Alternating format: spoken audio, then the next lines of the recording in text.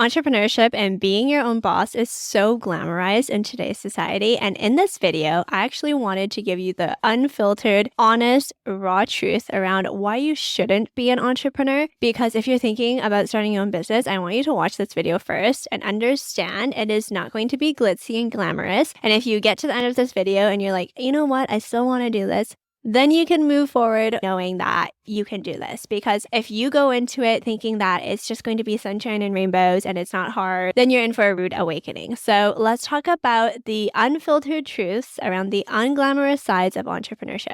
What I've done is I have grouped together some things I commonly see on the internet or I commonly hear people say when I tell them I'm an entrepreneur, and I will give you the other side of it. The first one I want to talk about is the fact that if you don't want to work for someone else or you want to be your own boss and you start a business, you're in for a rude awakening, because when you start a business, you all of a sudden have so many bosses. All of your customers, all of your clients, they will become your boss.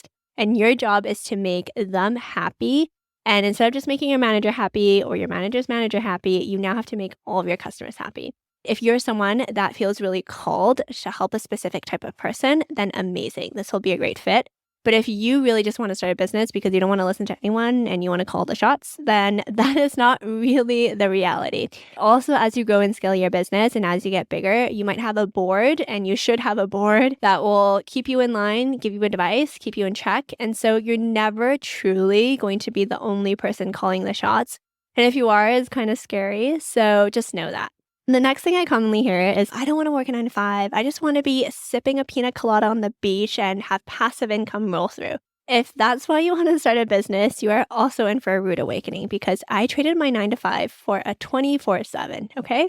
That's really what it is when you're an entrepreneur. You work way more, you work way harder. And because it is your business and it's your baby, you think about it 24/7. You think about it when you're grocery shopping. You think about it in the shower. You think about it on your walks. You'll see something out in the streets and be like, oh, that's a really good campaign idea. Maybe I should do that.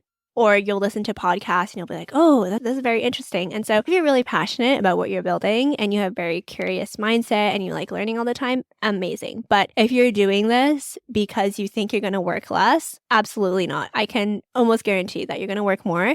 And you're going to be more stressed. So if you're trying to just cruise in life and live your best life, then I would honestly stay at a corporate job and maybe get a more chill corporate job if that's what you really want. I've also heard people say like, oh, I don't agree with my manager, or I don't agree with the CEO's direction. If I had my own business, I wouldn't have to listen to anyone. I would call the shots. And this is not always true. And also, if it is true, it's not always the best thing. So let me explain. Like I previously mentioned, you do still need to listen to your customers and what the market's asking for and get feedback and all that stuff. So really, you're not the one calling all the shots. You should be looking at the market and listening to your customers. But in the business sense, you are stewarding your business. You're going to be setting the vision, the mission, the goals, all that stuff. So yes, in that sense, that would be spearheaded by you. But the flip side of that is that while that's so exciting, it might be so liberating, especially if you come from a big corporate environment where there's only a few people get to select the strategy and do all the stuff and everyone else executes even though they don't agree with it. Even though that's so exciting, it's also so stressful because you have no one to gut check with unless you have a mentor or something like that. Also, knowing that you're the only one setting this vision and mission. Well, what if it's wrong? What if something happens? What if I drive my business to the ground and people's livelihoods depend on me? There's a lot of pressure associated with that. And yes, it's cool and it's sexy and it's all this stuff to be able to do whatever you want. But there's a lot of stress and pressure that goes with that too. So it's not for the faint of heart. If you are someone that's like, oh, I don't like doing certain parts of my job. If I worked for myself, I would only do what I like and I would be able to control what I work on. Then you would also be in for a rude awakening, because as the founder, you end up wearing all the hats. You end up doing all the jobs, the sexy jobs, the jobs you want to do, the jobs you're good at, but also the jobs you're not good at. And you end up doing a lot of stuff that you don't want to do too. It just doesn't make sense for you to hire people at the beginning. You're going to be wearing a lot of different hats. So yes, you're CEO, but you're also the marketing person, the product person, the tech person, the finance person. You're the janitor, you're the customer service person, you are just literally everything. And so don't start a business if you think that you can control what you work on, because that is absolutely not the case. Especially in the early stages, you're going to be working on a lot of different stuff and you're going to be touching everything. On the other hand, if you do like working on a lot of stuff, the thought of that excites you, then go for it. A lot of people also say, I'm so stressed in my job right now, and I know building a business is stressful, but at least I'm building something for myself and I'm not working for someone else and building someone else's dream. While I agree with that, building a business is a whole other level of stress. When I was at a 9-to-5 job, I would be stressed if things were not working out well, or projects were behind, or the CEO's direction changed and all of a sudden we have to figure it out and all this stuff. That was stressful. But it's a different type of stress because, at least for me, I was able to compartmentalize and be like, okay, no one's dying. It'll be okay. And I could still get a sound night of sleep. Whereas with my business, if shit was hitting the fan, it would affect my sleep. I would think about it, wake up in the middle of the night, do all this stuff. And I know some people with corporate jobs, especially if it's super demanding and pressureful, like some people experience that. But at least for me, I was able to keep an arm's distance. And when it's your business and it's your baby, it's really hard to do that. It's really, really, really hard to do that, especially if you're a first-time founder. I find with your second business, you have the emotional capacity and the intelligence to be like, the world's not ending. I'm not saving lives here. It's a little bit easier to also keep a little bit of distance. When the buck stops with you, there's just an immense amount of pressure. And especially as you grow and scale and you have people's livelihoods depending on you, like you're hiring people, that is so stressful as well. There's just an immense amount of stress. The next thing I also hear too is just around finances. If you work at a corporate job, you only get a certain amount that you make. And even if you do an amazing job and you get a raise, maybe you can only get a 10% bump, which I think is BS. I really think that companies don't value employees and it takes them leaving for them to be paid what they're worth and all this stuff. I definitely agree. That's definitely broken. Don't glamorize the income side of things because while there is no income ceiling when you're an entrepreneur, because you're not dictated by this annual salary, you could technically make as much as you wanted to make if you're able to pull it off.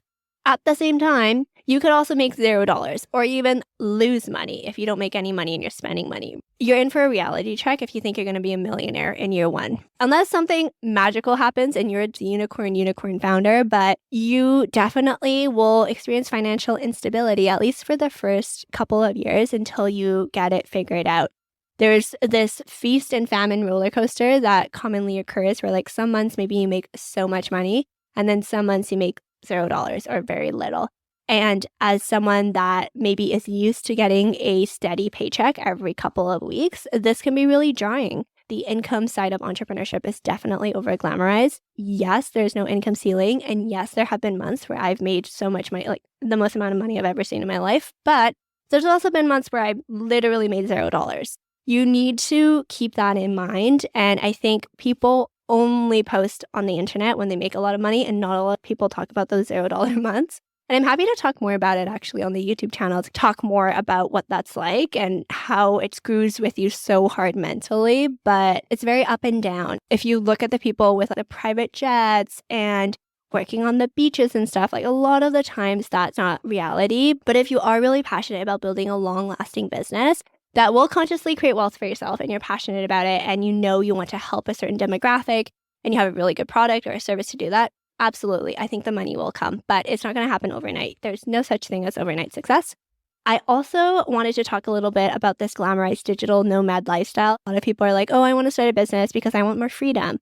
I want more flexibility. You can get that, but probably not in the first year because the first couple of years, you are working so much. You're building this business from scratch. You're setting it up. You're going to be changing to your desk a lot. And I think that's fine if you really enjoy it and you enjoy building things. But if you're thinking that you can jet off and sip mimosas and work 4 hours a week, like that's just not going to be happening. And just a personal story too. In year 4, Recloseted was definitely more stable and we had moved abroad to London.